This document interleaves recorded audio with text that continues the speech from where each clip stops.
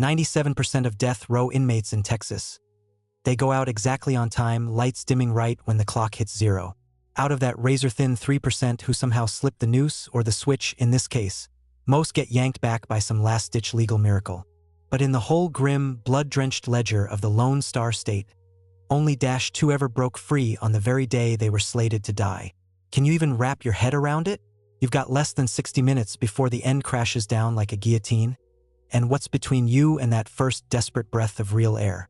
42 guards with eyes like hawks and hands on triggers, 8 slabs of cold, unyielding steel doors that might as well be the gates of hell, and 15 kilometers of that merciless Texas desert that'll bake you alive if the bullets don't get you first. It was meant to be just another soul-crushing Tuesday, October 28th, for the staff at Huntsville Correctional Facility. Routine as breathing. But in 50 minutes, David Stone was supposed to be nothing more than a smoking husk, strapped down and forgotten. Stone lay there on the thin metal slab they called a bunk in cell number 7 of Polunsky block, his eyes fixed on the reinforced concrete ceiling that had become his entire universe. The fluorescent lamp flickered at 60 hertz, casting this relentless strobe effect that had gnawed at his sanity for 8 long, suffocating years. His cell was a 2.5 by 3 meter box of despair. A steel toilet without even a seat, a stainless steel sink, and that bunk bolted to the wall with 4 12mm diameter bolts. His wrists ached with fresh bruises from the Smith & Wesson cuffs, standard issue for the Texas penitentiary system, grade 410 steel hardened to 58 on the Rockwell scale. Over those 8 years, he'd studied every last technical detail of his cage with the obsessive precision of a master locksmith, as if memorizing it could somehow bend the bars. The time was 14:01, exactly 50 minutes until they threw the switch. Stone's heart pounded at 92 beats per minute. His hypertension, teamed up with that primal, gut-wrenching fear of the end, was doing its cruel work. His blood pressure, by his rough guess, had spiked to 160/110. His mouth was bone-dry, a nasty side effect of the losartan they'd been dosing him with for the last 3 years to keep his pressure from exploding his veins too soon. Footsteps echoed down the corridor like distant thunder. The duty shift was gearing up for the procedure. In the execution chamber, they were already testing the electric chair, old Sparky, that ancient wooden throne of oak upholstered in worn leather, with copper contacts on the armrests and a metal plate for the head. 2,000 volts delivered in 2 stages. The first discharge for 15 seconds, then an 8-second pause, followed by a 10-second finale. Death came from cardiac arrest or paralysis of the respiratory center. But Stone had no intention of dying. Not like this. Over 8 years, he'd dissected every weakness in the system, every guard rotation, every protocol, every technical quirk of the building constructed in 1923 to the designs of architect Alfred Hopkins, a specialist in prison architecture. The problem was that knowledge and opportunity are 2 very different beasts, and opportunity had always been a ghost. The jangle of keys echoed in the corridor. Senior guard Thomas Reagan was coming for him. Reagan had 20 years at Huntsville under his belt, had walked 137 men to the electric chair. He had nerves of steel and a habit of double-checking the handcuffs every time. Stone. Reagan's voice was even professional as a scalpel. Time to go. David rose slowly from the bunk. His leg muscles trembled. Adrenaline overload. The concentration of stress hormones in his blood was 12 times the norm. His pulse raced to 105 beats per minute. Reagan unlocked the cell with key number 7 from his ring of 24. A standard Yale lock with 5 pins, mounted on a 5 centimeters thick steel door. Behind Reagan stood guard Marcus Johnson, 29 years old, 192 centimeters tall, weighing 112 kilograms. A former Marine sergeant who'd served in Afghanistan. Lightning reflexes. Physical conditioning at Special Forces level. Hands behind your back, Reagan ordered. Stone turned and clasped his hands behind him. The handcuffs snapped shut on his wrists with that characteristic metallic click. Reagan tightened them to the limit. Standard procedure. The steel bracelets dug into his skin, but not enough to cut off circulation. Move, Johnson said, placing a heavy hand on Stone's shoulder. They stepped out of the cell into the Polunsky block corridor. The corridor was 32 meters long, 3 meters wide. Walls of reinforced concrete 30 centimeters thick. Ceiling of ferroconcrete slabs with 16 millimeters diameter metal rebar every 20 centimeters. In cell number 6 was Carlos Hernandez, the cop killer from Houston. He approached the bars and nodded silently to Stone. There was no friendship between them. In the death cell, friendship was a luxury the dead couldn't afford. But there was a mutual understanding between men condemned to the same fate. "See you there, David," Hernandez said quietly. Stone didn't respond. He focused on his breathing, trying to slow his pulse. A yoga technique he'd learned from books in the prison library. Inhale for a count of 4, hold for 7, exhale for 8. His pulse dropped to 98 beats per minute. They passed the first checkpoint, the steel door at the end of the corridor. Reagan applied his magnetic card to the reader. The red indicator switched to green. The electronically controlled lock clicked open. The door weighed 120 kilograms. The hinges were lubricated every week per regulations. Beyond the door began the administrative corridor. It was brighter here. Windows overlooked the prison's inner courtyard. The time was 14:07, 43 minutes until execution. Stone studied every detail of the route. The distance from the death row cell to the execution chamber was 170 meters. 8 checkpoints, 5 turns, 2 staircases. He'd walked this path in his mind thousands of times over 8 years. On the second floor was the medical block. There, Dr. Patricia Wilson, the prison physician with 15 years of experience, was supposed to examine him. Standard procedure: measuring blood pressure, listening to the heart, checking veins for inserting a catheter with physiological saline. Formally medical assistance, in fact preparation for murder. They climbed the staircase of 20 steps. Each step of poured concrete 30 centimeters wide and 17 centimeters high. Stainless steel railings secured with brackets every 1.5 meters. "Guard Reagan," a voice called from below. Everyone stopped. Reagan turned around. Climbing the stairs was the assistant warden, Robert Clark. A stocky 57-year-old man with a bulldog face and the gaze of a professional executioner. "Problems with the generator in the med block," Clark reported. "Techs are working, but we need to wait 10 minutes. Reagan checked his watch. The time was 14:21, 39 minutes until execution. "Take him to holding," Clark ordered. "We'll wait there." Holding. A pre-chamber room 4 by 4 meters next to the med block. That's where they kept the condemned in case of technical delays. Steel door, 2 benches, a ventilation grill in the ceiling, a surveillance camera in the corner. They turned left down the corridor. Stone knew the building's layout by heart, but now every detail took on special significance. The ventilation grill in the holding ceiling connected to the main air conditioning system. A 60 centimeters diameter air duct ran to the building's roof. In 1983, inmate Ricky Williams had tried to escape through this system. He was caught 40 minutes later in the duct above the laundry. Williams was executed the next day, but Williams wasn't an emergency locksmith. Reagan unlocked the holding door. The room was empty, if you didn't count the 2 metal benches bolted to the floor. Walls of white-painted concrete, gray ceramic tile floor. The only light source, a 40-watt fluorescent lamp under protective glass. "Sit," Reagan indicated the bench. Stone sat down on the cold metal. The handcuffs dug into his wrists. Over 8 years, he'd trained his joint flexibility to the limits of human possibility. 2 hours of stretching in the cell every day, exercises for dislocating shoulder joints, strengthening forearm muscles. Johnson stood by the door, hand on the baton handle. Reagan checked his radio. Connection to the central guard post. "Holding occupied," he reported. "Waiting to resolve technical issues.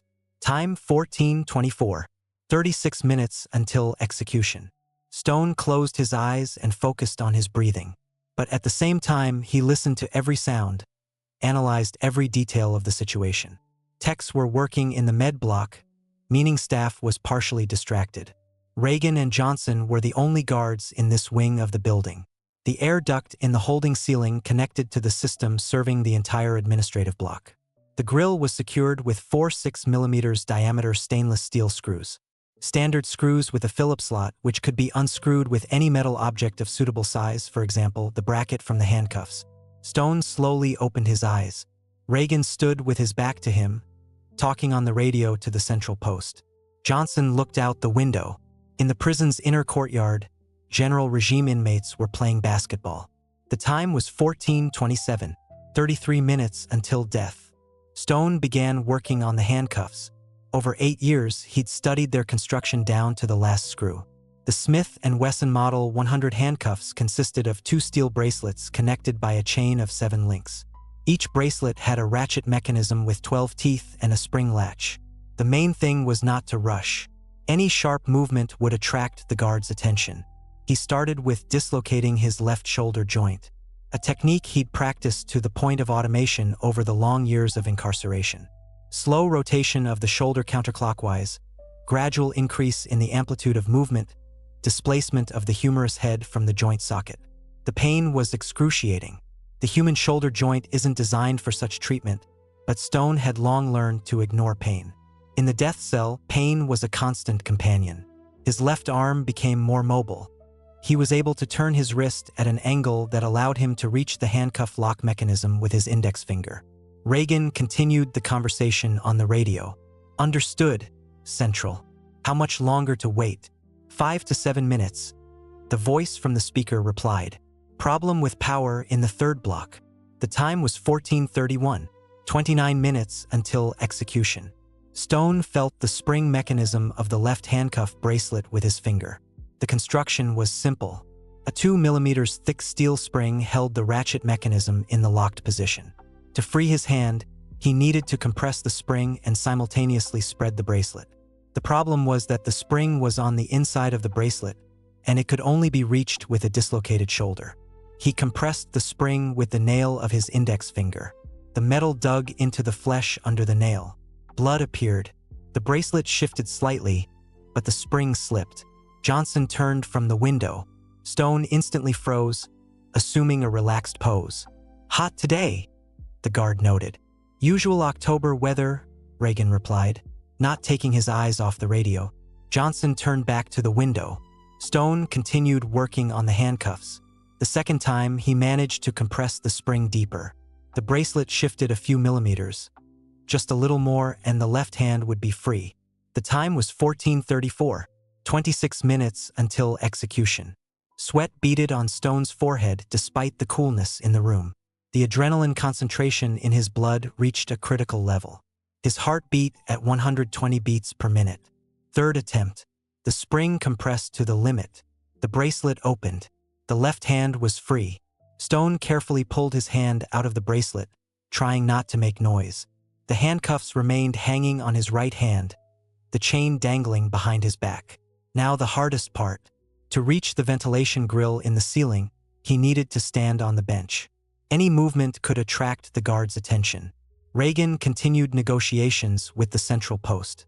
Texts say another 3 minutes. The condemned is behaving calmly. The time was 14:37, 23 minutes until execution. Stone slowly rose from the bench.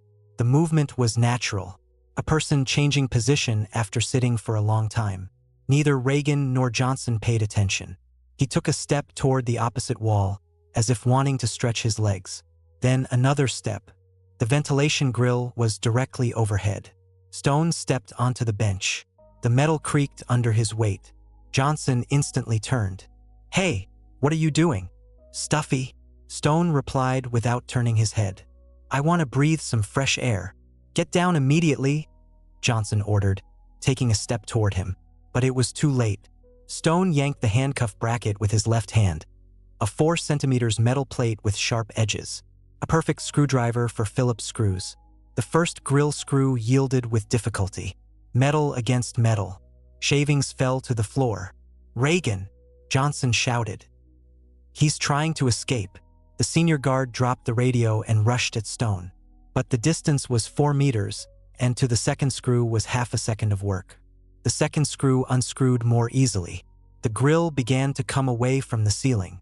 Johnson grabbed Stone by the leg, trying to pull him off the bench. But a man condemned to death possesses the strength of desperation. Stone struck the guard on the head with his right hand with the handcuff. The metal bracelet split the skin above Johnson's right temple. The guard released his leg and staggered back. Blood flowed down his face. 3rd screw. 4th. Reagan pulled out the taser and pressed the trigger. 2 electrodes on wires fired into Stone's back. 50,000 volts passed through the condemned man's body. His muscles convulsed in spasm.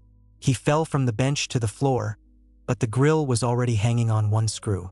The time was 14:40, 20 minutes until execution. Stone lay on the floor. His body twitched from residual discharges. Johnson clutched the wound on his head, blood seeping between his fingers. Reagan held the taser at the ready, his other hand fumbling for the radio. "Central code red," he shouted into the microphone. "The condemned is trying to escape from holding. Need backup." The voice from the speaker was calm. "Received. Rapid response team deploying. Arrival time 3 minutes. 3 minutes. In that time, he could reach the roof through the ventilation system or die trying." Stone slowly rose to his knees. His muscles still twitched from the shock, but adrenaline drowned out the pain. "Lie down," Reagan ordered, aiming the taser at him. "Sorry," Stone said quietly. He jerked to his feet and grabbed the metal bench. The structure weighed 233 kilograms, enough to use it as a battering ram. Reagan pressed the taser trigger, but the contacts were already discharged. He tossed the useless weapon aside and drew his baton. Too late. Stone swung the bench and struck the senior guard in the chest. Reagan flew back against the wall and fell, losing consciousness. Johnson tried to grab Stone from behind, but the condemned man spun around and hit him on the knees with the bench. The guard fell, clutching his injured leg. The time was 14:42, 18 minutes until execution. Stone placed the bench under the ventilation grill and climbed on top. The grill hung on the last screw and easily moved aside. The air duct opening was narrow, 60 centimeters in diameter. Stone squeezed in headfirst into the metal pipe. Voices sounded behind him. The rapid response team had arrived. "Where is he?" the team commander shouted. "In the ventilation," Johnson groaned. He climbed into the air duct. Stone crawled through the metal pipe in complete darkness. The air duct ran horizontally for about 10 meters, then turned upward. The 2 millimeters thick steel bent under his weight. The metal screeched. The ventilation system had been designed in the 1920s, when no one thought about escapes through air ducts. The pipes were wide enough for a person of average build to move through. He reached the vertical section, climbed to the roof. The building height was 12 meters. The air duct rose at a 70 degrees angle. Climb without safety in complete darkness with an injured shoulder. The time was 14:45, 15 minutes until execution. Stone began the climb, bracing his feet against the walls of the air duct. An alpine technique he'd learned from books in the prison library. Every meter came with enormous effort. The muscles of his legs and back worked to the limit. Below, guards' voices were heard. "Call the fire ladder. Block all roof exits. Contact aviation. Need a helicopter for patrolling." But while they organized, Stone had a time advantage. He crawled up the metal pipe. Every movement echoed with pain in the injured shoulder. The dislocated joint throbbed. The shoulder muscles were stretched and inflamed. After 7 minutes of climbing, he saw a faint light. The roof exit grill. Another 2 meters and he'd be free. The time was 14:51, 9 minutes until execution. Stone crawled up to the grill and tried to move it. The metal structure didn't yield. The screws were tightened from the outside. Damn, he hadn't thought of that, but it was too late to retreat. Voices were already heard in the air duct below. The rapid response team had begun the pursuit. Stone braced his feet against the pipe walls and rammed the grill with his shoulder with all his might. The metal bent but held. Second strike. Third. On the fourth strike, one of the screws couldn't withstand and flew out. The grill skewed, a gap formed. Stone squeezed through the opening onto the building's roof. The Texas sun blinded him after the duct's darkness. The air temperature was 31 degrees Celsius, humidity 40%. The roof was covered with bitumen. The heated surface under his feet was soft. The time was 14:54, 6 minutes until execution. Stone looked around. The administrative building's roof was flat. Area approximately 1,000 square meters. A 1 m high parapet ran around the perimeter. The nearest building, the workshop block, was 20 meters away, too far to jump. But there were 2 4 m high ventilation pipes with a diameter of 1.5 m on the roof. A metal service ladder was welded to each pipe. The plan was born instantly. Stone rushed to the nearest pipe and began climbing the ladder. The metal steps burned his hands. The steel had heated to 50 degrees under the sun. From a height of 8 m, a view of the entire prison opened up. The perimeter was surrounded by a double fence of barbed wire 5 m high. Between the fences was a 10 m wide strip, mined and patrolled by dogs. Beyond the perimeter began the Texas desert, a flat plain covered with scrub and cacti. The nearest populated area was 15 kilometers in a straight line. But first, he needed to reach the fence. The time was 14:57, 3 minutes until execution. Stone removed his prison shirt and tore it into strips. The homemade rope was unreliable, but there were no other options. He tied one end of the fabric around the ventilation pipe, threw the other end over the roof parapet. The length was short. There were still 4 meters to the ground. 4 meters of free fall, with an unsuccessful landing, broken legs or spine, but there was no choice. Stone climbed over the parapet and began descending the homemade rope. The fabric stretched under his weight. The seams began to spread. A little more and the rope would tear. He released his fingers and fell. The landing was hard. Stone hit the ground with his left shoulder, the same one that was already dislocated. Pain shot through his entire body, his vision darkened, but the bones remained intact. The time was 14:59, 1 minute until execution. Stone rose and looked around. He was in the prison's inner courtyard between the administrative building and the workshop block. The distance to the perimeter was 200 meters across open space. The siren wailed over the prison. Code red. Escape attempt. All guard posts were on combat alert. But formally, the execution was supposed to take place at 1500 hours. It was now 14:59 minutes 30 seconds. Another 30 seconds, and he was officially supposed to be dead. Stone ran to the perimeter, 200 meters across open terrain under the sights of guards on the towers. The distance between towers was 150 meters, height 12 meters. Each tower had 2 guards with rifles. Remington 700 caliber .308. Effective firing range 800 meters. The probability of hitting a running target at 200 meters was 90% for an experienced shooter. The first shot rang out when Stone had run 50 meters. The bullet hit the ground 2 meters to his left, kicking up a fountain of dust. He began running in zigzags, changing direction every 3 or 4 steps. Special Forces tactics for moving under fire. The second shot. The bullet passed half a meter to his right. The time was 1500 hours. By Texas state law, David Stone was supposed to be dead, but he was still running. The third shot hit the ground right in front of him. Rock fragments struck his face. Blood flowed from a scratch on his cheek. 100 meters to the fence remained. The fourth shot, the fifth. Shooters from 2 towers fired simultaneously, but hitting a fast-moving target was difficult even for experienced snipers. Stone reached the outer fence. Height 5 meters, barbed wire in 12 rows. Steel spikes 5 centimeters long, spaced 10 centimeters apart. He began the climb, ignoring the pain from the barbs slicing the skin on his hands and legs. Blood oozed from dozens of small wounds, but adrenaline muffled the pain sensations. The 6th shot hit the fence half a meter from him. The metal mesh rang, several wires snapped. Stone climbed over the top of the fence and jumped into the minefield between the fences. 10 meters of mined land.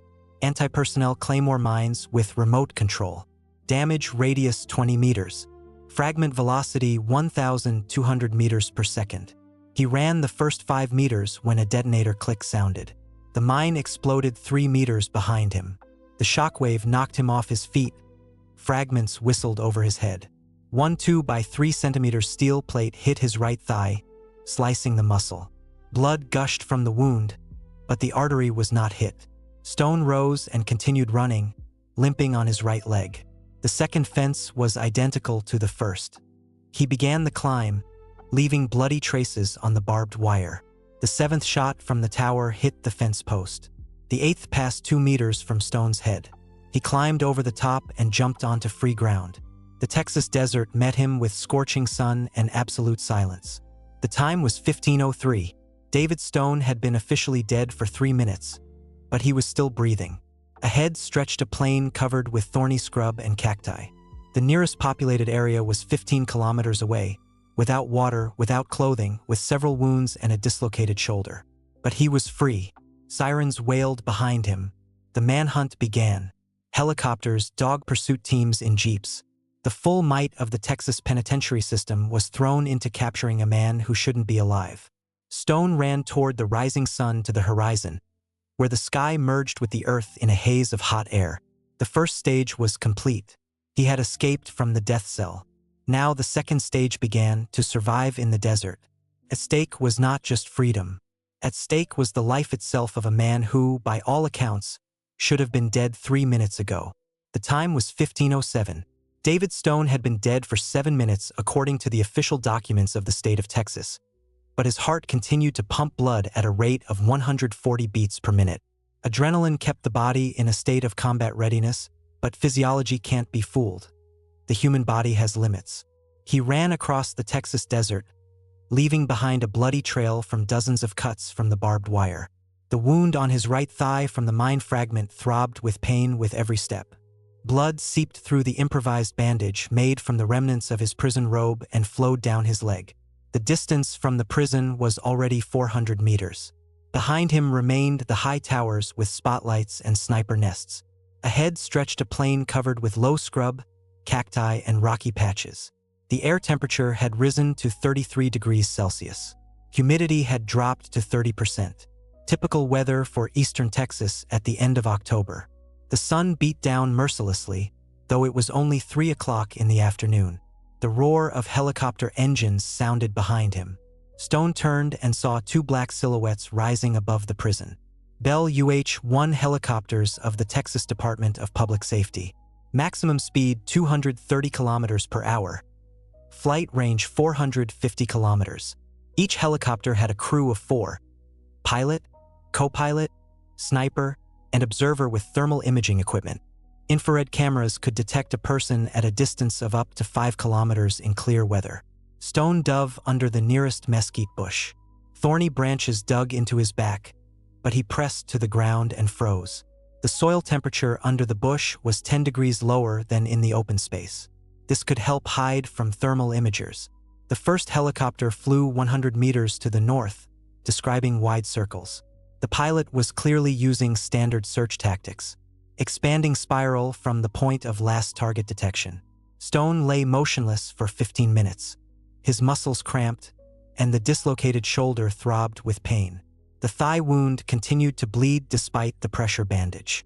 When the engine sound faded into the distance, he carefully emerged from cover and continued moving east.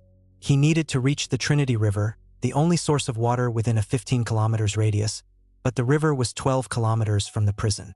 For a healthy person, that's 2 to 3 hours of fast walking. For a wounded escapee in desert conditions, a deadly distance. The time was 15:30. Stone had been walking for 23 minutes and had covered only 1.5 kilometers. His movement speed was dropping every minute. Dehydration began after just an hour of intense physical exertion in the heat without water. The human body is 70% water. 2% fluid loss, thirst appears. At 5%, weakness and dizziness begin. 10%, hallucinations and loss of consciousness. 15%, death. At 33 degrees and physical exertion, a person loses about a liter of fluid per hour through sweat and breathing. Stone had not a drop of water. He stopped near a group of opuntia cacti and tried to extract moisture from the fleshy leaves. With a sharp stone, he sliced one of the plant's segments. Inside was a gelatinous pulp containing some liquid. Stone squeezed the juice into his mouth. The taste was bitter with a metallic aftertaste. The water content of opuntia was about 80%, but the volume of one segment was no more than 50 milliliters of pure liquid. To get even a glass of water, he needed to process 10 to 15 segments, but he had no tools, only sharp stones. And every minute of delay increased the likelihood of detection by search teams. He squeezed juice from 3 opuntia segments, about 150 milliliters of liquid. A drop in the ocean compared to the body's needs, but better than nothing. The movement continued. The sun rose higher, the temperature increased. By 4 o'clock, the thermometer would show 36 degrees if Stone had a thermometer. Every step became harder. Leg muscles began to cramp from electrolyte loss with sweat, sodium, potassium, magnesium. Vital minerals were being flushed from the body. The time was 1600 hours. Stone had been dead for an hour according to official documents. The distance from the prison was 3 kilometers. 9 kilometers to the river remained in a straight line. 9 kilometers across rugged terrain littered with rocks, scrub, and pits, without water, with progressing wounds under the scorching sun. He stopped on the crest of a small hill and looked around. To the north, a haze was visible over the prison. Search spotlights were working even during the day. To the south, a strip of vegetation darkened. Could be the river or a dry riverbed. But between him and the river stretched open space about 5 kilometers wide. Not a single shelter from helicopters and ground pursuit groups. Stone decided to wait for darkness. In the desert, the temperature dropped sharply after sunset. This would reduce fluid loss through sweating. Plus, in the dark, the effectiveness of thermal imagers decreased due to soil cooling. He found a crevice between 2 boulders and crawled into the improvised shelter. The stones were heated by the sun to about 50 degrees, but provided shade. It was stuffy and cramped in the crevice, but safe. Stone examined his wounds in the daylight. The wound on his right thigh from the mine fragment had jagged edges about 5 centimeters long. The depth of the damage reached the muscle tissue, but major vessels were not affected. Bleeding had slowed, but the wound was inflamed. Cuts from the barbed wire covered his arms, legs, and torso. Most superficial, but several deep cuts on the forearms continued to ooze blood. Total blood loss was about 300 milliliters. Not critical, but weakening the body. The dislocated left shoulder was swollen and red. The humerus head had not returned to the joint socket after the dislocation. Every arm movement caused sharp pain. Stone tried to reduce the dislocation himself. He lay on his back, pressed his right hand to his chest, and sharply jerked his left hand down and to the side. The pain was unbearable. His vision darkened, but the joint remained dislocated. Without medical help or assistance, reducing the shoulder was nearly impossible. The time was 17:30. The sun began to tilt toward the horizon, but the heat did not subside. Stone lay in the crevice between the stones, conserving strength and moisture. Thirst became unbearable. His tongue swelled. Saliva became thick and sticky. Signs of second-degree dehydration, loss of 5 to 7% fluid from body weight. At 73 kilograms, Stone's total body water content was about 50 liters. Loss of 3 to 4 liters was critical but not yet fatal. The main problem was that without water, the condition would only worsen. The kidneys would begin to concentrate urine, thicken the blood, increase the load on the heart. Blood pressure would drop, fainting would begin. In the crevice between the stones, he found several darkling beetles. Stone caught 3 insects and crushed them with a stone. Inside the beetles was a small amount of liquid, just a few drops per one. The taste was disgusting, bitter, with an iodine aftertaste. But the body desperately needed any moisture. The time was 1800 hours. The sun began to set. The air temperature dropped to 32 degrees. Stone prepared for the night crossing. In the darkness, search teams would use spotlights and thermal imagers, but he would have the opportunity to mask himself in the terrain folds, use vegetation for cover. The main problem was orientation in the dark. He had no compass. Stars in October were often covered by clouds. It was easy to get lost and go in the opposite direction. But there was no choice. Moving during the day in the desert without water meant certain death from heat stroke. When the sun touched the horizon, Stone crawled out of the crevice and continued moving east. The air temperature began to fall. One of the few advantages of the desert climate. The sound of helicopter engines came from different directions. The search operation continued, but in the darkness, the effectiveness of aerial patrolling decreased. Stone walked slowly, trying not to make noise. Every half hour, he stopped to listen to the sounds. Search teams in jeeps were supposed to patrol roads and trails. After an hour of walking, he stumbled upon tire tracks. A dirt road leading from north to south, possibly a service road for maintaining power lines or oil pipelines. The road could lead to a populated area, but search teams also moved along it. Stone decided to cross the road and continue moving across rugged terrain. He carefully stepped onto the road surface and began crossing. At that moment, headlights appeared from the north. Stone rushed to the nearest bush, but it was too late.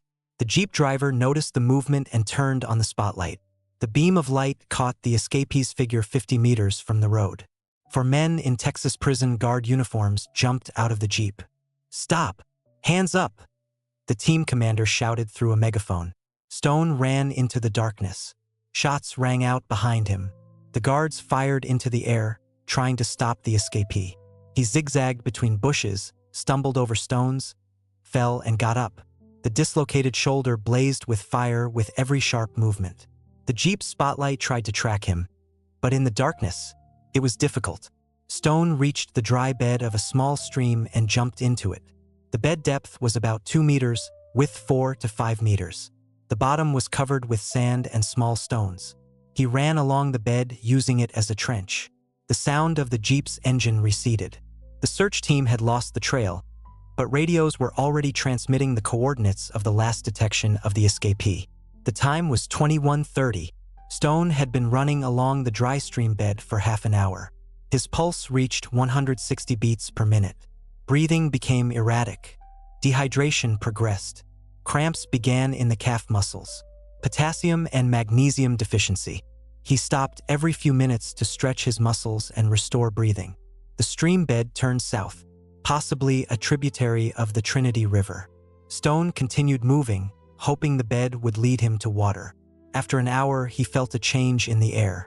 Humidity appeared. Vegetation became denser. Tall grasses and shrubs appeared. The river. Stone climbed out of the bed and saw a dark strip of water about 30 meters wide. The Trinity, one of Texas's largest rivers, flowing from northwest to southeast. He rushed to the water and fell on all fours at the very bank. The water was murky, with a taste of silt and algae, but it was life. Stone drank greedily in large gulps. The body desperately needed fluid. In the first 10 minutes, he drank about a liter of water. Too much and too fast. The stomach, shrunken from dehydration, couldn't accept such a volume of liquid. Stone vomited right into the river.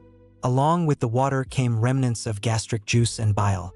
The vomiting intensified dehydration and electrolyte imbalance. He lost not only water but also vital minerals.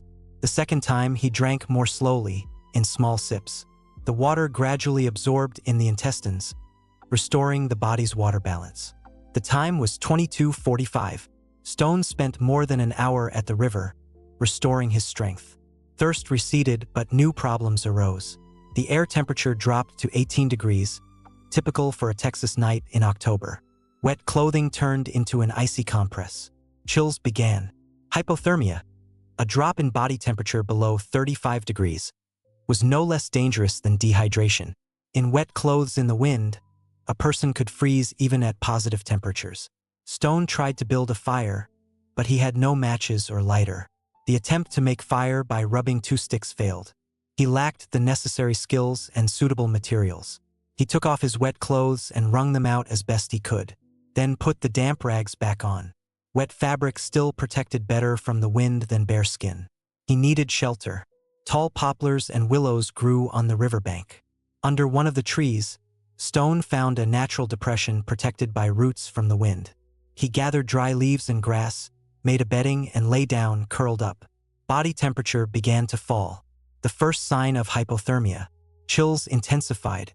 Muscles contracted in an attempt to generate heat, but this required energy that the exhausted body didn't have.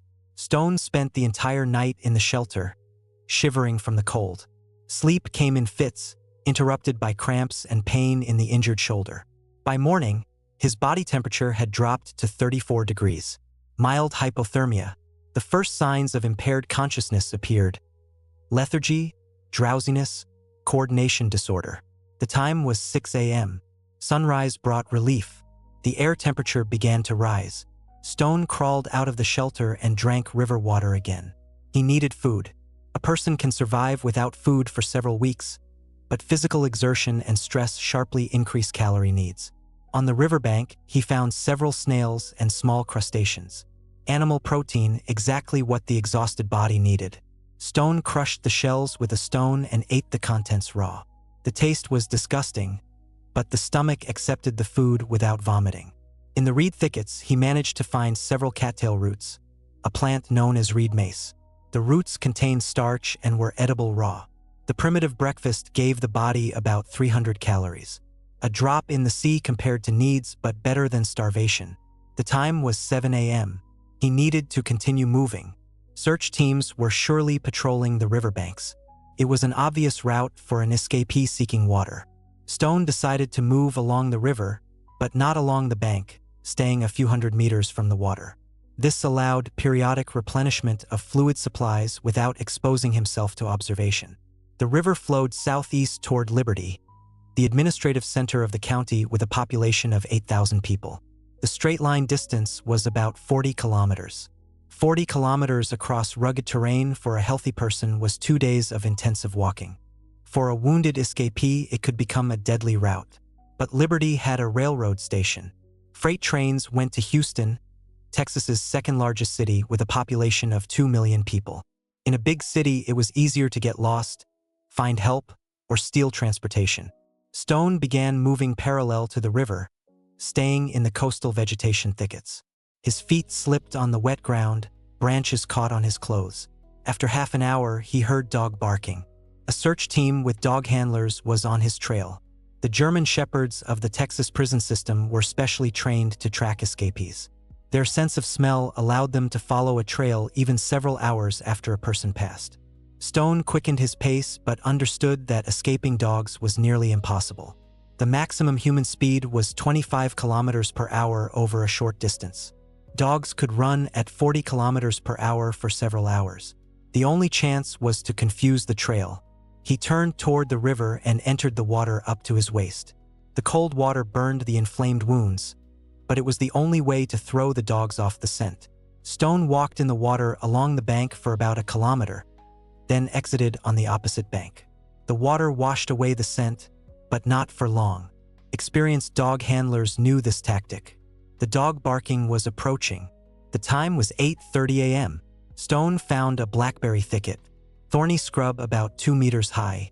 He climbed into the densest part, ignoring the spikes tearing his skin. The search team appeared 10 minutes later. For guards in camouflage uniforms, 2 dog handlers with leashes. The shepherds were restless. The trail was lost at the river. He went into the water, one of the dog handlers said. Standard trick.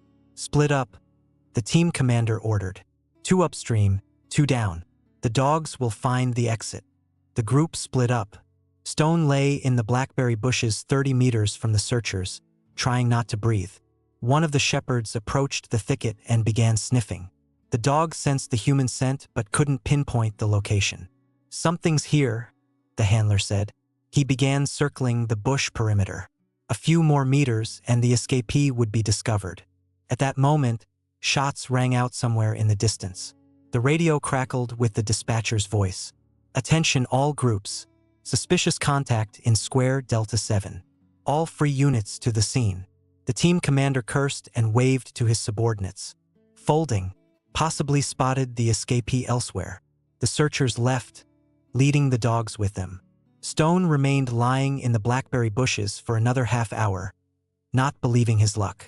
The shots in Square Delta 7 turned out to be a false alarm.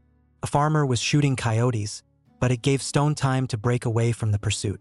The time was 10 a.m. The sun had risen high. The temperature reached 25 degrees.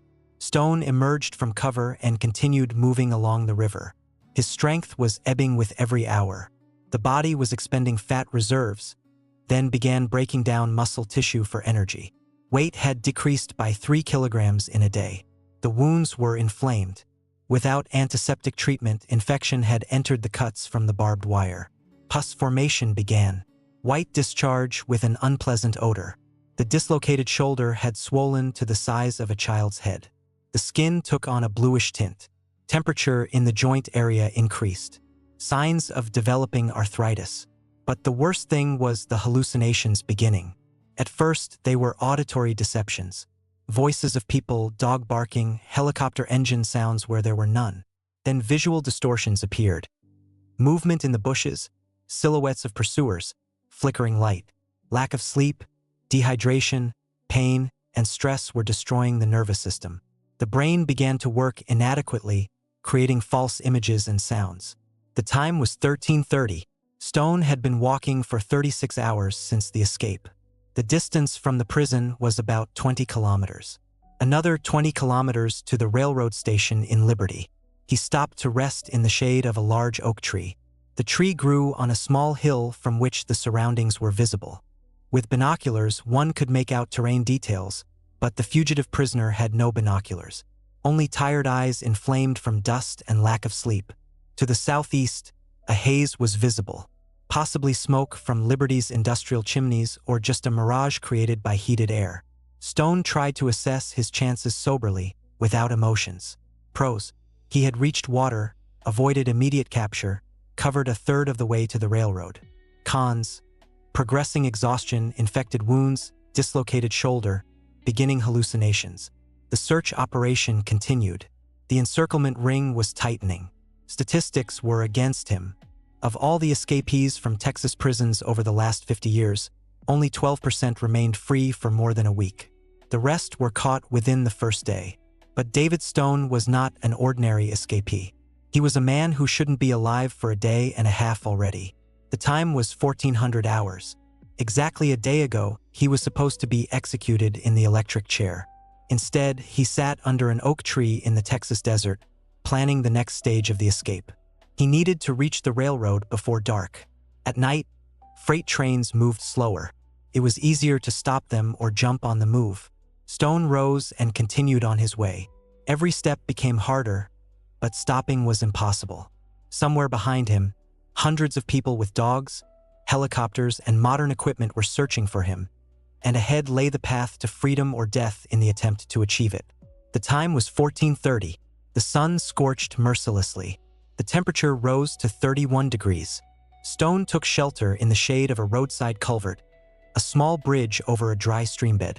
Under the bridge, it was cool and quiet, the concrete walls protected from the wind. The temperature was 5 degrees lower than in the open space. He lay on the sandy bottom of the streambed and closed his eyes. The body demanded rest, but consciousness didn't shut off.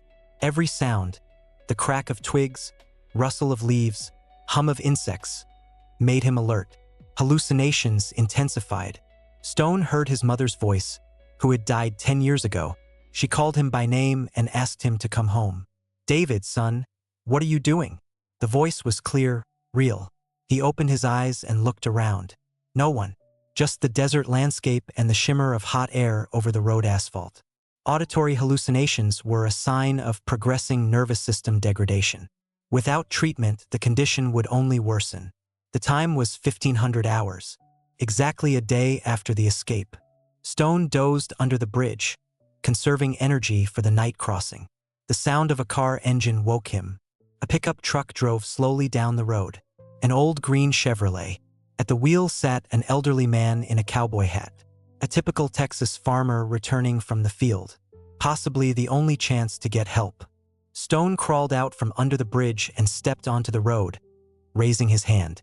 The pickup braked 50 meters from him. The driver leaned out of the cab. A gray-haired man of about 60 with a tanned face and wary eyes. "What happened, son?" the farmer asked. "Breakdown," Stone replied, trying to speak calmly. "Car in the ditch. Need help." The farmer eyed him from head to toe. Dirty, torn clothes, bloody scratches, inflamed wounds. "Where's the breakdown?" the old man asked skeptically. 2 kilometers from here," Stone lied. "Can you give me a lift to the nearest phone?" The farmer paused, assessing the situation, then slowly reached into the pickup's glove compartment. Stone realized he'd been recognized.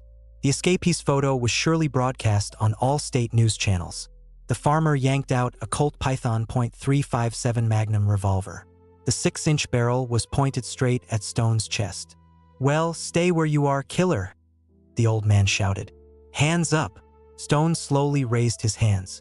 The distance to the pickup was 50 meters, too far for a dash. The Magnum revolver could punch through an elephant at that range. "I'm not a killer," he said quietly. "I was falsely accused." "Yeah, right," the farmer sneered. "Everyone's innocently convicted, and only saints sit in prisons." With one hand, he held the revolver. With the other, he fumbled for the radio on the pickup's dashboard. "Hello, Sheriff." The farmer spoke into the handset. This is Bill Henson. Found your escapee on the road at the bridge over Drain Creek." Stone stood with his hands raised, assessing the situation. The nearest cover, bushes by the road, was 10 meters away. On a zigzag run, the chances of getting shot were about 50%. But if he stayed, the police would arrive in half an hour. It was the end. He slowly took a step to the left, as if losing balance. "Stop!" the farmer shouted. "One more step and I'll shoot you like a rabid dog." Stone froze. The old man held the revolver confidently, apparently not the first time dealing with weapons. "Say," Stone began, "is there a reward for catching an escapee?" "Of course," the farmer replied. $10,000 for alive, 5 for dead. So it's more profitable for you to hand me over alive. That's why you haven't gotten a bullet in the forehead yet." The old man grinned. Stone nodded and slowly lowered his hands. "I said hands up," the farmer roared. "You see," Stone said calmly, "there's one problem." He abruptly dropped to the ground and rolled toward the bushes. The farmer fired, but the bullet passed over the escapee's head. Stone jumped up and ran in zigzags. The second shot hit the ground a meter to the right, the third 2 meters to the left. He dove into the scrub thicket and continued running without distinguishing the road. Branches whipped his face, roots caught his legs. The farmer started the pickup engine and drove parallel to the bushes, trying to spot the direction of the run. But in the thickets, a person moved faster than a vehicle. After half an hour, Stone reached a railroad embankment. 2 steel rails laid on a gravel bed. The Houston-Dallas line, one of Texas's busiest railroads. Up to 50 freight and passenger trains passed along it daily. The time was 1600 hours, 3 hours until dark. He needed to wait for a suitable train, a slow freight one he could jump onto. Stone hid in the bushes by the embankment and waited. After an hour, the sound of a locomotive horn was heard. A freight train was approaching from the east. A long chain of cars pulled by 2 diesel locomotives. The train was moving at about 40 kilometers per hour, too fast for a safe jump on. But there was no other choice. Stone emerged from cover and ran parallel to the train, trying to gain speed. Freight cars sped past. Grain hoppers, tank cars, flat cars with containers. In the middle of the train were empty gondola cars with low sides. Exactly what was needed. Stone accelerated and jumped onto the footboard of a passing car. The metal steps were slippery with machine oil. He grabbed the side with his healthy hand. The dislocated shoulder exploded with pain on the jerk but held. Stone climbed into the gondola and fell to the bottom, gasping for breath from the strain. His heart beat at 180 beats per minute. The train carried him southeast toward Houston. In the car lay remnants of previously transported coal. Coal dust covered all surfaces. The time was 1730. Stone rode in a freight train heading to a city with a 2 million population. There, he could get lost, find help, try to prove his innocence. But that was only an intermediate goal. The ultimate goal was full rehabilitation and uncovering the truth about the triple murder for which he had been sentenced to death. The train picked up speed, carrying the escapee farther and farther from Huntsville Prison. Ahead lay Houston, a city of opportunities and dangers, where his fate would be decided. But first, he needed to get there alive. The train raced across the Texas plain at 70 kilometers per hour, carrying David Stone farther and farther from Huntsville Prison. In the gondola where he was hiding, coal dust mixed with blood from his wounds, creating a black crust on his skin. The time was 1845. About 100 kilometers remained to Houston. The body's condition was rapidly deteriorating. Body temperature rose to 39 degrees. Fever from infected wounds was beginning. The dislocated shoulder had swollen to the size of a child's head. The skin took on a crimson hue with cyanotic patches. Stone lay on the car floor, feeling how every clack of the wheels over the rail joint echoed with pain throughout his body. The frequency of impacts was about 120 per minute. Standard speed for a freight train on this section of the railroad. Hunger became unbearable. The last time he ate was 36 hours ago. A few snails and cattail roots by the river. The body began actively breaking down muscle tissue to obtain necessary amino acids. Weight had decreased by another 2 kilograms. At 185 centimeters height and initial weight of 73 kilograms, a 5 kilograms loss in a day and a half was critical. Body mass index fell to 21 units, the lower limit of normal. But the main problem was not physical weakness, but progressing infection. The thigh wound from the mine fragment had become inflamed and begun to suppurate. White discharge with a sharp odor testified to the development of streptococcal infection. Without antibiotics, bloodstream infection was a matter of days, perhaps hours. The train slowed and let out a long wail. Lights of a small station appeared ahead, an intermediate stop for changing locomotive crews and technical inspection of the train. Stone carefully rose and looked out of the car. Cleveland Station, a small railroad junction 40 kilometers from Houston. Several tracks, a freight office, a water tower, and a depot for crew rest. The train stopped with a hiss of brake pads. Two railroad workers in orange vests walked along the platform. They conducted a car inspection, checking the technical condition of the undercarriage. One of them headed toward the gondola where Stone was hiding. The railroad worker's flashlight snatched details of the construction from the darkness. Brake cylinders, suspension springs, wheel-set trucks. "Hey, Jim!" the conductor shouted to his comrade. "Something's wrong with the 7th car." Stone pressed to the far corner of the gondola, trying to blend into the shadow. The flashlight beam slid along the car wall, stopped on bloodstains. "There's blood here," the railroad worker said in surprise. "Fresh." The second conductor approached closer. "Maybe a deer got hit by the train? It happens." "No, the blood's too high, and the tracks lead into the car." The flashlight rose higher. The beam approached Stone's hiding place. One more second and he'd be spotted. At that moment, a news bulletin came over the radio station. "Attention! Wanted. Particularly dangerous criminal David Stone, who escaped yesterday from the death cell at Huntsville Prison. Height 185 centimeters. Weight 73 kilograms. Dark hair, brown eyes. Armed and extremely dangerous. Upon detection, immediately report to police. Reward for information $10,000. The railroad workers exchanged glances. "Think it's him?" one whispered. "Hell if I know, but 10 grand is 10 grand. The conductors began a thorough inspection of the gondola. Stone understood that in a minute he'd be found. He needed to act. He grabbed a handful of coal dust and threw it toward the railroad workers. A black cloud rose in the air, making the men cough and retreat. While they rubbed their eyes, Stone jumped out of the car on the opposite side from the platform. The landing was unsuccessful.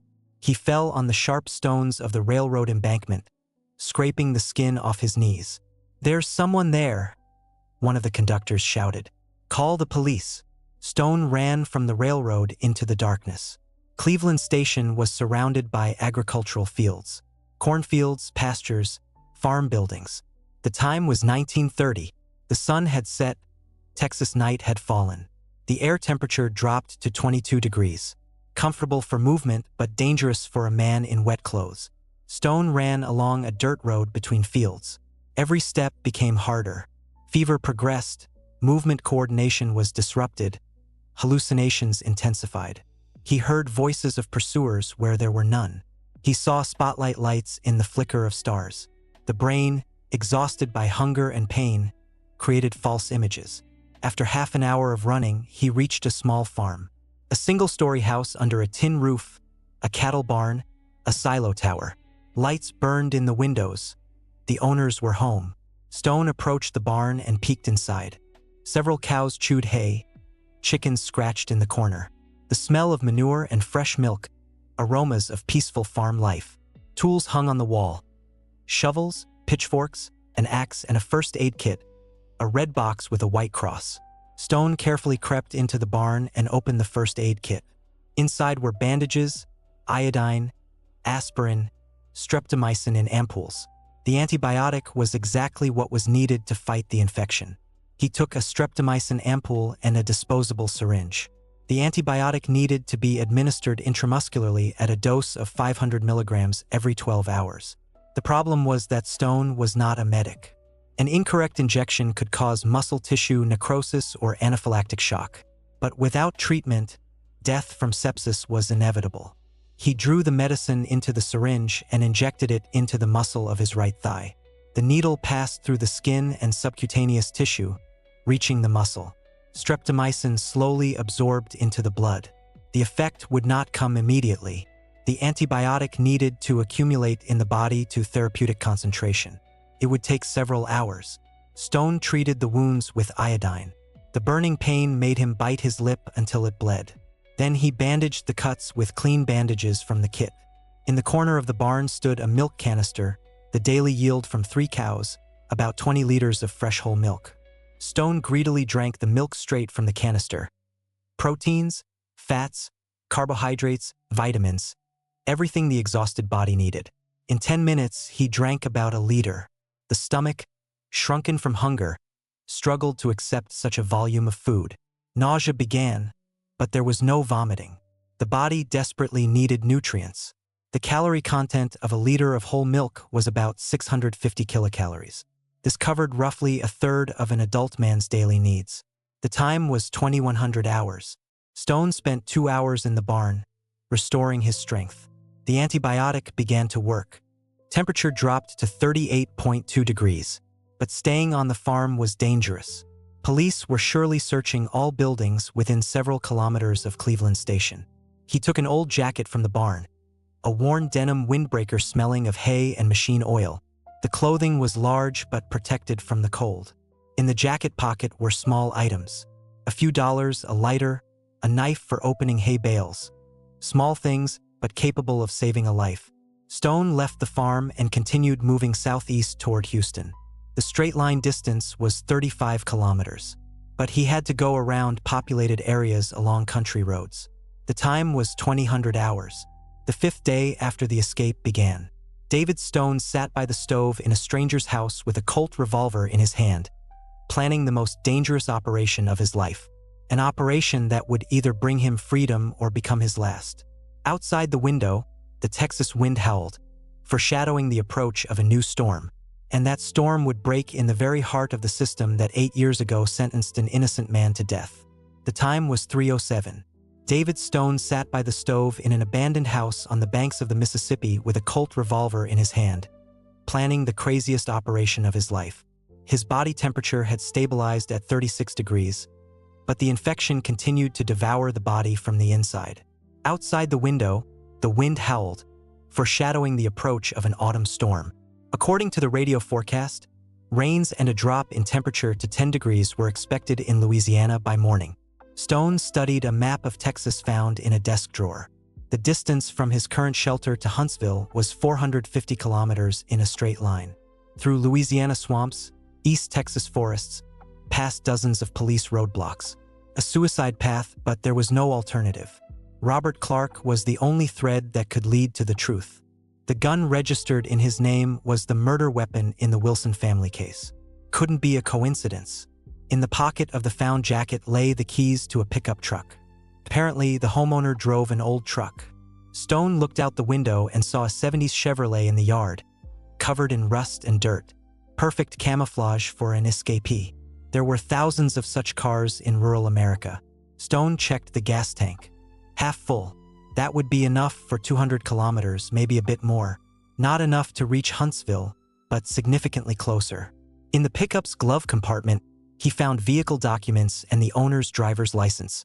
Edward Thomas LeBlanc, 62 years old, retired fisherman. In the photo, a gray-haired man with a tanned face and kind eyes. Stone mentally apologized to the old man for stealing the truck. If all went well, he'd return the pickup or compensate for the damage. If badly, LeBlanc would get his truck back from the police. The time was 4:30, 2 hours until dawn. The best time to start a dangerous journey. Stone loaded the pickup with supplies found in the house. Canned food cans, a bottle of water, a first aid kit, a flashlight, a map. He hid the revolver under the seat. They'd find it first thing, but better than nothing. The engine started on the 3rd try, coughed a few times, and ran evenly. A 5-liter V8. A gas-guzzling but reliable American automaker engine from the 70s. Stone drove out of the yard and headed north. The dirt road led through the swamp to Highway 90, the main route connecting Louisiana and Texas. Along the way, he stopped several times to check radio bulletins. The search for the escapee was concentrated in the Gulf of Mexico waters. Police still believed he was trying to escape by sea. Good. This gave him a few hours head start. By 6 a.m., Stone reached the state border. The bridge over the Sabine River was the formal border between Louisiana and Texas. There might be a checkpoint, but early in the morning, the bridge was guarded by only one policeman dozing in a patrol car. The flow of trucks and passenger cars moved without stops. LeBlanc's pickup blended into the morning traffic and safely crossed the border. "Welcome to Texas," the roadside sign read. The state that had sentenced Stone to death once again embraced him. The time was 7:20. The sun rose over the Texas plain, painting the sky in orange tones. The air temperature was 12 degrees, cold for October even in Texas. Stone stopped at a gas station in the town of Orange and filled the tank. The young pump attendant didn't even look at him. Just another farmer in an old pickup. In the roadside cafe, he bought coffee and a sandwich. The waitress, an elderly Texas woman, chatted with the regulars about the weather and news. "Heard about that killer who escaped from prison?" one of the patrons asked. "David, what's his name, Stone?" the waitress replied. "They say he drowned at sea, and good riddance to him." "He didn't drown," another man objected. "Those types don't drown. He's hiding somewhere, biding his time. And if they find him, shoot him on sight," the woman added. "No need to pussyfoot with killers." Stone silently sipped his coffee, listening to the conversation about himself. These people genuinely considered him a monster. For them, he was the embodiment of evil, a man without conscience or pity. If only they knew the truth. The time was 8:45. Stone left the cafe and continued north. 200 kilometers to Huntsville along Highway 45. But the direct route was too dangerous. Police had surely set up roadblocks on all main roads leading to the prison. Stone turned onto country roads winding through East Texas forests and farms. The path doubled in length but was safer. LeBlanc's pickup crawled along the broken roads at 40 kilometers per hour. The suspension creaked, the engine overheated, but the car moved. By noon, Stone reached the town of Woodville, 100 kilometers from Huntsville. Here, he needed to refuel and replenish supplies, but Woodville held an unpleasant surprise for him. A police car with flashing lights stood on the central square. Curious residents crowded nearby. Someone held leaflets with the escapee's photo in their hands. Stone slowed down and listened to the conversations. "They say they saw him this morning at the gas station in a range," one of the policemen reported. "He's heading north, possibly to the Oklahoma border. Or maybe back to the prison," the other cop suggested. "Those psychos are capable of anything. Then we'll meet him properly," the first one grinned. With automatics at the ready, the ring was tightening. Police already knew of his presence in Texas. Stone turned the pickup around and drove around Woodville along a forest road. Every minute of delay increased the danger. The time was 14:15. Gas was running out. The needle showed 1/8 of the tank. Enough for 50 kilometers at best. And 70 kilometers of country roads to Huntsville remained. He needed to find a gas station, but every stop threatened recognition. At a roadside store, Stone bought 2 canisters and refueled just in case. The seller, an old Texan in a cowboy hat, eyed the buyer closely. "You're not local," he noted. "From Louisiana," Stone replied. "Heading to relatives in Huntsville." "Ah, got it," the old man nodded. "Drive carefully there. They say a fugitive killer has shown up in those parts. Police are checking everyone. Thanks for the warning." Stone paid and hurried to the car. In the rearview mirror, he saw the seller writing down the pickup's license plate. In 10 minutes, the plates were already being broadcast over the police radio. The time was 1500 hours, exactly 5 days after the escape. Stone drove along the forest road, knowing that every policeman within 100 kilometers had received an alert on his vehicle.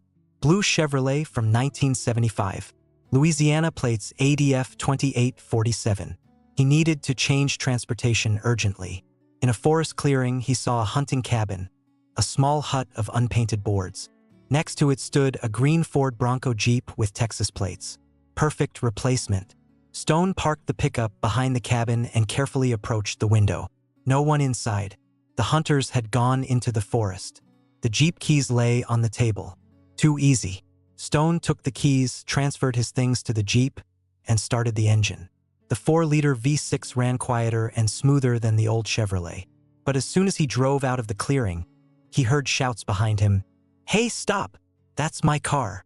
2 hunters with rifles in their hands burst out of the forest. One of them raised his weapon and fired at the Jeep.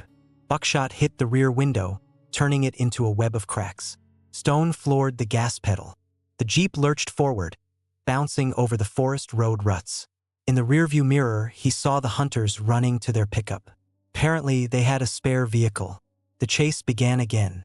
Stone sped along the winding road, maneuvering between trees. The Jeep had excellent off-road capability, but on straight sections, the hunter's pickup was faster. The distance was closing. The second shot rang out 200 meters behind. Stone turned onto a narrow trail leading deep into the forest. Branches whipped the windshield. Tree roots knocked under the bottom. The trail led to a 3-meter-wide stream. The Jeep crossed the water barrier effortlessly, but the hunter's pickup bogged down in the mud on the opposite bank. The pursuit stopped, but in half an hour, the radio would broadcast an alert on the Jeep. The time was 16:30. 40 kilometers to Huntsville remained. Stone emerged from the forest onto a country road and saw a police checkpoint ahead. 2 patrol cars blocked the road. 4 policemen were checking drivers' documents. Turning back was too late. He'd already been spotted. "Documents," the policeman demanded, approaching the Jeep. Stone handed over LeBlanc's Louisiana driver's license. The photo didn't match very well, but in the dusk, the difference might not be noticed. The policeman carefully studied the documents, comparing the photo to the driver's face. "Edward LeBlanc," he read. "Address Morgan City, Louisiana. What are you doing in Texas?" "Heading to my son in Huntsville," Stone replied, trying to speak with a Louisiana accent. "He's in the hospital. And why in someone else's car? Mine was stolen last night. Had to borrow from a neighbor." The policeman said something into the radio, but the words weren't audible. Stone sat motionless, ready to press the gas at any moment. "All right, drive on," the policeman finally said. "But be careful. A bandit is operating dangerously in the area. Thanks for the warning, officer." The Jeep slowly passed the checkpoint and disappeared around the bend. Stone wiped his sweat. A little more and he'd have been arrested. The time was 17:45. The sun was setting behind the horizon, painting the sky in crimson tones. Ahead appeared the lights of Huntsville, the city where the prison from which he had escaped 5 days ago was located, where he was supposed to be executed in the electric chair. The city looked peaceful and quiet, a typical Texas town with a population of 35,000 people. A university, several schools, a shopping center, and one of America's scariest prisons. Stone parked the Jeep on the outskirts of the city and walked on foot. Additional police patrols were on duty on the streets. The search for the escapee continued even in his hometown. Subscribe for the finale. The story enters the decisive phase. Rate the outcome. Can Stone reach the truth alive? What would you do in his place? Risk returning to the enemy's lair? Huntsville Correctional Facility towered on a hill in the city center like a medieval fortress. High walls of gray stone, guard towers with spotlights, barbed wire. Stone stood in the shadow of trees 300 meters from the main gates and studied the security system. In 5 days of his absence, security had been tripled. Additional towers, dog patrols, infrared motion sensors. Penetrating the prison was nearly impossible, but he didn't need to penetrate inside. Robert Clark lived in a private house in the suburbs. Stone had found this information on the internet back in New Orleans. House number 217 on Maplewood Street. A 2-story cottage with a white fence and a well-groomed lawn. Stone reached it by 9 p.m. Lights burned in the windows. A Toyota Camry sedan stood on the driveway. The Clark's family car. He hid in the bushes opposite the house and began observing. In the living room sat Clark himself, the stocky man with a bulldog face whom Stone remembered from the prison. Next to him was a middle-aged woman. You apparently say need. They were watching TV, drinking beer, looking like a typical middle-class American family, but one of them was a murderer. The time was 2200 hours. The Clarks were preparing for bed. The light went out in the living room and came on in the bedroom on the second floor. Half an hour later, the house plunged into darkness. Stone waited another hour to make sure the owners were asleep and carefully approached the house. The back door was locked, but the lock was simple. A regular latch without additional blocking. Stone picked it in 2 minutes with a knife. Silence reigned inside the house. Only the ticking of a clock in the living room and light snoring from the upper floor. Stone turned on the flashlight and began searching. He needed proof of Clark's connection to the Wilson murders. Documents, photographs, recordings, computer files, anything. In Clark's office on the first floor stood an old computer and a safe. The computer was not password protected. Apparently, Clark didn't understand technology very well. Stone scanned the files and found a folder called Work. Inside were prison management documents, correspondence with suppliers, financial reports, and a separate power folder. It contained copies of electricity bills, contracts with contractors, prison power supply diagrams, and Michael Wilson's audit report. Stone opened the report and began reading. As a result of the inspection of the power supply system of Huntsville Correctional Facility, the following violations were identified: illegal connection to the external network of additional consumers, overstatement of meter readings by 23%, fictitious modernization works in the amount of $347,000, power theft in the amount of $523,000 per year. Responsibility lies with Assistant Warden Robert Clark, overseeing technical support. This was it, the motive for the murder. Wilson had uncovered Clark's theft scheme and threatened to publicize it. Clark killed the auditor and his family to cover up the crime, but more solid proof was needed. Stone continued the search and found the personal folder. Inside were family photographs, medical certificates, insurance documents, and a pistol photo. A color snapshot of a Smith & Wesson .38 caliber revolver. The photo showed the grip engraving and frame serial number 481, the very pistol from which the Wilsons were killed.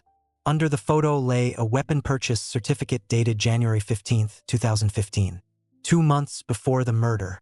Stone photographed the documents on the phone found in the house. The proof was irrefutable, but at that moment, a floorboard creaked upstairs. Someone had woken up.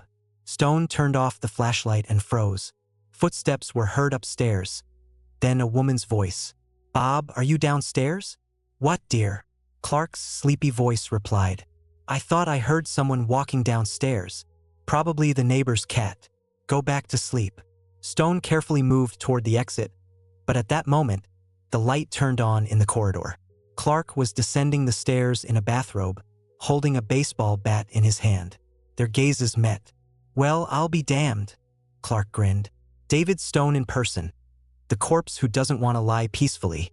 Stone slowly rose from behind the table. "Hello, Bob. It's been a while since we last saw each other. Since that evening when you were supposed to fry on the electric chair." Clark nodded. "By the way, how did you manage to escape? I was sure the security system was reliable. You underestimated my motivation, and I overestimated your intelligence," Clark replied. "Any normal person after escaping would head to Mexico or Canada, but you came here. To what end?" Stone pointed to the computer. "For the truth. I know you killed the Wilson family." Clark laughed. "Prove it. The pistol is registered to you. You had a motive. Wilson uncovered your thefts. All the proof is with me." "What proof?" Clark nodded to the computer. "These files? Yeah, they can be faked in half an hour. Not just files. The pistol photo, purchase certificate, Wilson report. And what are you going to do with them?" "Take them to the police," Clark grinned. "Who will believe a fugitive murderer?" That was the problem. Stone was a dead man in the eyes of the law. His testimony had no weight. "But there's another option," Clark continued, approaching with the bat. "You can die here and now. A burglar caught in the act." Stone retreated to the window. "That won't solve your problems. I've already sent copies of the documents to journalists." "Lie?" Clark shook his head. "If that were true, you wouldn't have come here alone." He was right. Stone was bluffing. Clark raised the bat and swung. Stone dove to the side. The blow landed on the chair back. The wood cracked, but the bat remained intact. Stone grabbed the desk lamp and threw it at Clark. He dodged. The lamp shattered against the wall. "Bob, what's going on there?" The wife shouted from upstairs. "Everything's fine, dear," Clark replied, not taking his eyes off Stone. Just cleaning up the trash. He swung the bat again. Stone dodged but tripped over the carpet and fell. Clark loomed over him with the bat in his hands. 8 years ago, you got caught in the crossfire. Not your fault, not mine. But now you're poking where you shouldn't. You killed innocent people, Stone rasped. A 7-year-old child. I was protecting my family, Clark replied. Wilson wanted to destroy me, send me to prison, deprive me of my job, leave my children without a father. So you could have just stopped stealing. Too late. I was already up to my throat in debt. If the scheme was exposed, I'd get 20 years. Clark raised the bat over his head. Nothing personal, David. At that moment, people in black uniforms burst into the house. FBI! Hands up! They shouted, aiming automatics at Clark. The assistant warden lowered the bat and raised his hands. Stone lay on the floor, not understanding what was happening. A man in a suit approached him, an agent of the Federal Bureau of Investigation. David Stone? He asked. Yes, Agent Harrison, FBI. You're under arrest for escape from custody. Stone was lifted, handcuffed, and taken to the car. Clark was being arrested in parallel. How did you find out? Stone asked the agent. Your conversation was recorded, Harrison replied. The house was bugged. By whom? By us. Clark had been under surveillance for 2 months on a corruption case, and today he confessed to murder. Stone got into the FBI car, not believing what was happening. The time was 0:45, the 6th day after the escape. Officially, he was under arrest again, but now the real murderer was also in handcuffs. What happens next? Stone asked. The court will recognize your case as subject to review, the agent replied. With new evidence, the sentence will be overturned. And what about me?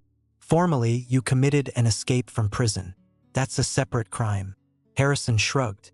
But given the circumstances, I think you'll get off with probation. The FBI car took Stone back to Huntsville Prison. But now it was not the death cell, but an ordinary investigative cell. For the first time in 8 years, he had real hope for freedom.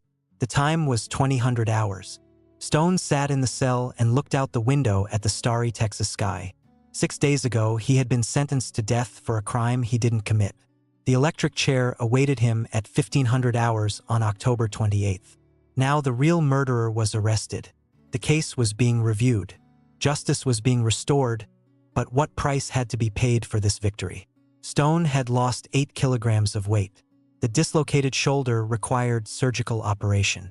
Infected wounds healed slowly, leaving scars for life. Psychological trauma was even deeper. 6 days on the brink of death, constant tension, fear, pain. All this left traces in the soul. But he was alive and free, almost free. In the morning, he was transferred to the prison hospital. Doctors examined the wounds, did an X-ray of the shoulder, prescribed a course of antibiotics. You're lucky, the doctor said. Another day or 2 without treatment, and bloodstream infection would have begun. After lunch, a lawyer came to Stone, a young man in an expensive suit. My name is James King, he introduced himself. I'll be handling your case for sentence review. At whose expense? The state of Texas pays for the defense. After such a scandal, they're interested in a quick settlement. King opened his briefcase and took out documents. We have Clark's confession recorded by FBI agents.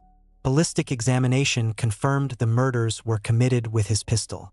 Wilson's audit report proves the motive. When will the trial be? In 2 weeks. That's a record-fast timeline, but the case is high profile. 2 weeks in prison after 6 days of freedom seemed like eternity, but Stone could wait. The time was 1800 hours, the second day after the arrest. Stone was visited by journalist Michael Torres, the very one who had lured him into a trap in New Orleans. Sorry for the deceptions, he said, but I was really working on an investigation into corruption in the prison system and passed my information to the FBI. Yes, they asked for help in catching Clark. Your call became the last link in the chain of evidence. Torres placed a copy of the New Orleans Times-Picayune on the table. On the front page was a photo of Stone and the headline, Innocently Convicted or Hero, the man who returned from the dead to find the truth. Public opinion is on your side, the journalist said. People admire your courage. Courage? Stone grinned wryly. "I was just trying to survive. You returned to the enemy's lair to prove your innocence. That's courage." The time was 2200 hours. Stone lay in the hospital ward and thought about the future. If the court recognized him as innocent, the state of Texas would pay compensation for wrongful conviction. By law, $50,000 per year of imprisonment. 8 years, $400,000. A good sum to start a new life. But money wouldn't return the lost time. 8 years of life spent in the death cell, 8 years of fear, despair, waiting for death, and 6 days of escape that nearly cost him his life. The time was 0:30, the 7th day after the escape. Stone couldn't sleep. Memories of the last days flashed in his mind. The cold of the reefer, the icy water of the Mississippi, the revolver in Clark's hands. He had gone through hell and returned, but the scars would remain forever. In the morning, he was transferred back to the general cell, but now it was not the death cell, but an ordinary place of detention under investigation. Stone was treated with respect. His story had flown around the entire prison. The man who escaped an hour before execution and proved his innocence. The time was 10 o'clock. The prison chief came to Stone, the very man who 8 years ago had accepted him for permanent residence. "David," he said, "I want to apologize on behalf of the entire Texas penitentiary system. Apologies won't return my 8 years of life. I understand, but we'll do everything possible to compensate for the damage." How's Clark? Sitting in solitary, charged with triple murder, corruption, falsifying evidence. He's facing life or the death penalty. The irony of fate.